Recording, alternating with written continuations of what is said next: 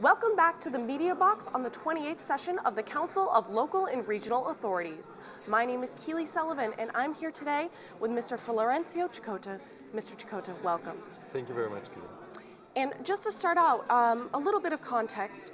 Since discrimination against LGBT people often takes place in their direct surroundings, municipal and regional authorities have, in coordination with other levels of government, an important and specific task when combating discrimination against LGBT people. And you addressed today a debate on this theme during the session of the Congress of Local and Regional Authorities. Now, what is, in your opinion, the concrete role that these authorities can play in this regard?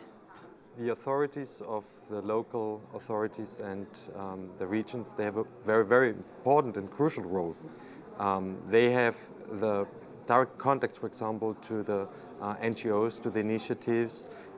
They play an important role as well in set up a safety, secure environment for LGBT people.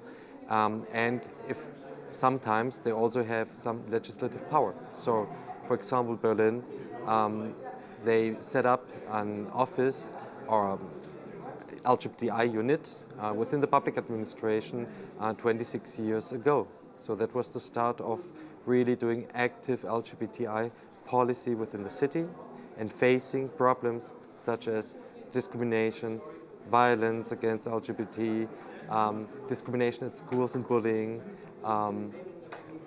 the issue of elderly people, LGBT people. So that are all topics that, were not, if not in the local and the regional authorities. Important is that the national government sets kind of a legal frame, but I think the real work, is done on the ground, on the local level. Mm-hmm. And you mentioned briefly what Berlin does specifically. Could you just elaborate on that for us, please, and also talk about the program that you yourself are implementing? Yeah, well, I'm responsible for the coordination of an action plan that is based on a resolution of the Berlin Parliament from 2009. In 2010, the Berlin government presented an action plan with about more than 64 specific actions in different fields like education, awareness raising, within the public administration, against discrimination and violence, promote more the investigation as well, and working on a legal level as well, on the same rights.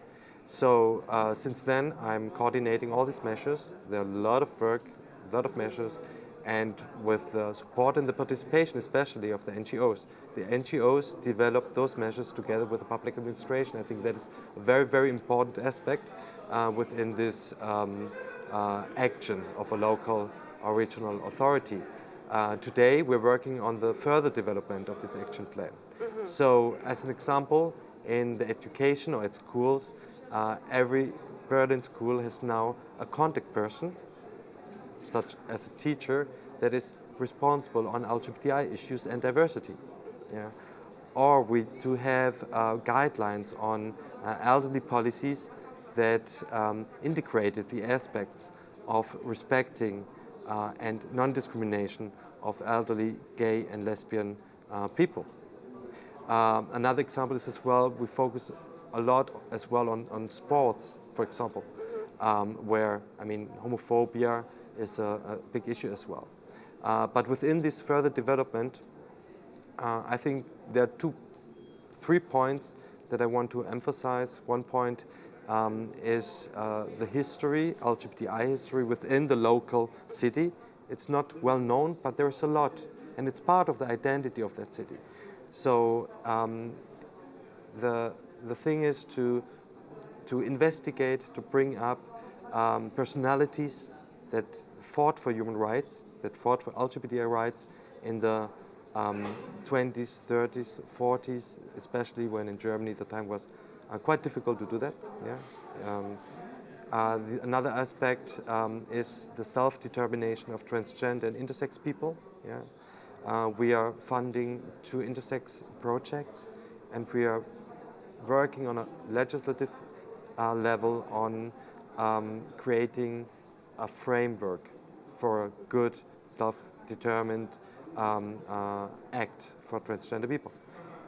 The third aspect is we joined 2013 the Rainbow Cities Network. This is a network of different European, mostly, cities that are or that have LGBT mainstreaming as one of their policy measures. And Berlin is one very active member of this network. And please just elaborate a little bit more on what you mean by rainbow cities.